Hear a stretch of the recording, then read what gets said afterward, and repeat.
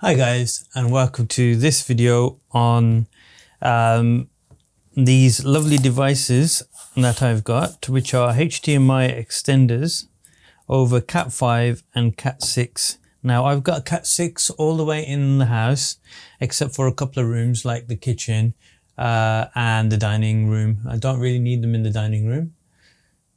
Well, I don't need cat6 in the dining room. So what I'm going to do is just open this for you and talk a bit about it. So basically, I purchased a HDMI splitter previously, which you can watch a video here about, and it's been a really popular video only because I never realized a lot of other people had the same problem with no sound coming out of a projector. And this item itself is in rough kind of the same vein. So I'm gonna just show you how it works and what it is. So you have two of these lovely devices.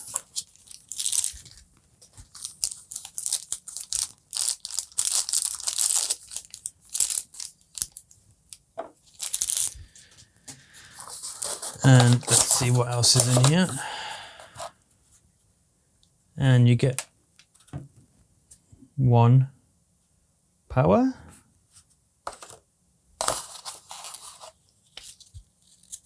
And then you get the user manual.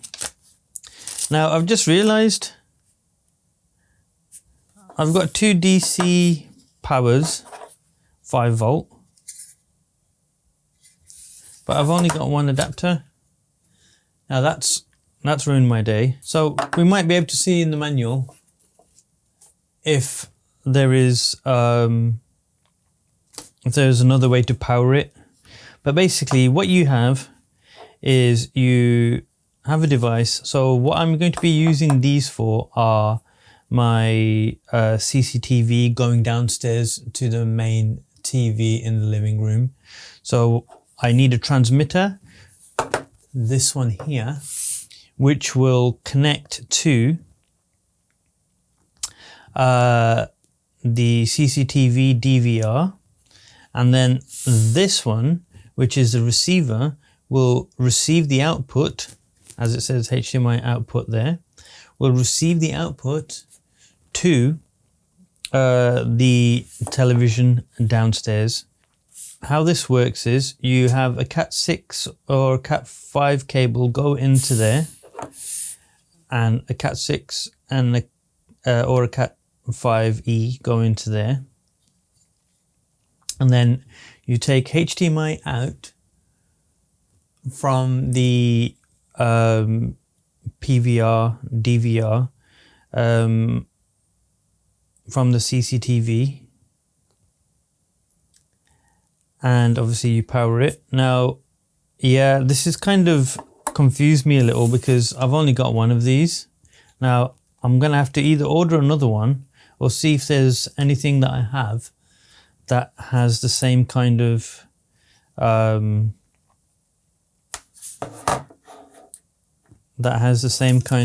output and the same kind of barrel. Now, these barrels are usually the worst. I hate anything with the barrel. So this says it's 5 volt, 1 amp. Okay. This is really badly made. I can feel it vibrating inside. Unfortunately, this is what I've got to work with. But if you feel that it's not right for you, you can always buy aftermarket ones. So I'm just going to pop that into there. And that we will plug into the CCTV. Oh no, that's too much.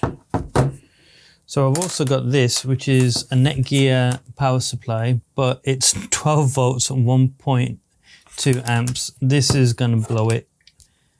It's the right size for it, the barrel, but this is wrong. So we're not gonna use that. So again, as I've described, HDMI going in from the back of the CCTV box, and then HDMI cable, sorry, not HDMI, Ethernet cable, cat5e or cat6 going into there. This I think is some kind of reset button. And then obviously the power. And now I'm gonna have to find more power for that, or I'll have to order one of these. And then obviously HDMI out going into a free port on your TV, and then that's the cat6 in, or the cat5e in, and that's it. It's a very simple device, very much like the other device that I've already linked to in the card. And I'm going to test these out, see how they work, see what kind of stress I can put them through, as in, like, can I use this for not only CCTV equipment from upstairs to downstairs, can I run my PC from upstairs to the downstairs TV? Now, there's loads of different ways you can use these, just as long as the output comes from a HDMI cable. So what you can technically do is have a skybox downstairs, and if nobody else is watching the TV downstairs, you can basically have the output come up to your TV upstairs, for example, in your bedroom, which might work in some instances. But hey, these are really cool devices. I can't wait to test them out, and I'll come back to you with any issues that I find. Before we go, I did actually quickly read this. Now I'm going to tell you the features of it. Okay, so you get obviously the transmitter. That's not really a feature. You can use cat6 to substitute HDMI cable. Obviously we know that already, but it has to be a UTP cable. Transmission distance extends up to 60 meters under 1080p. Okay, that's more than what we'll ever need in this house anyway. Supports deep color up to 36 bits. Now that's actually not too bad. Supports lossless compressed digital audio, Dolby True HD, DTS HD master audio. That is good. Let's see if it actually works. And then that's the same thing again. Data transfer speeds of 6.75 gigabits per second. Right, okay, well, we'll test that as well. Okay, so it says here that the adapter or the power should be connected to the transmitter. So it does have to be just connected to that. And then I think this might take output from the either cat. Ooh, no, it won't take power from that. It could take power from HDMI. We don't know. Let's have a look when we test it out. 3 watts maximum consumption. Everything else is pretty standard. No condensation, good stuff. Okay, specifications are subject to change, obviously. Sync must support 3D video when source is 3D device. Okay, that's fine. When in 36 bits deep color mode, we suggest set the HDMI source device to output 1080i or okay, that's fine. I think my TV upstairs is 1080i output anyway, as standard when it's some random device. Okay, so forget the contents.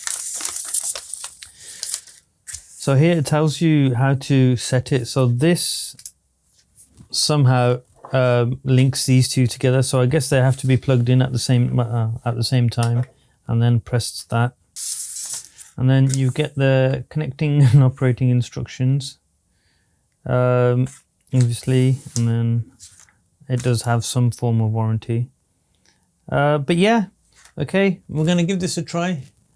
And if you guys want a copy of this, I can get it scanned in for you and stick it on my Google Drive.